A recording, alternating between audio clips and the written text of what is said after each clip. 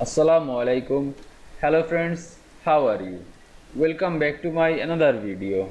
In this video, I am going to show you how to change caps in InDesign 2022. Let's get started. At first, you have to open your Adobe InDesign software. Then open your document. Then select a text to change text caps. Now I select this only how. Then go to type option. Now you can see here are change case option. Now I change case to lowercase to uppercase.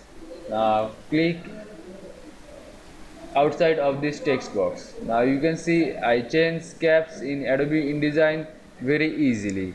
I hope you enjoyed my video. Please like, comment, share and subscribe my channel. Thanks for watching.